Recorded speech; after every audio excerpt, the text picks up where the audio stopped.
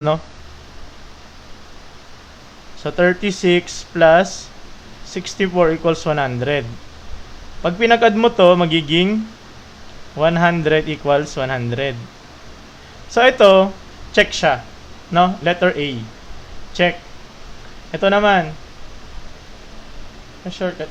Divisible by 3, by 4, by 5. Okay? Ma'am Cathy, very good. Thank you. Tawag na, may tawag tayo dyan. May discussion tayo about dyan. Ano?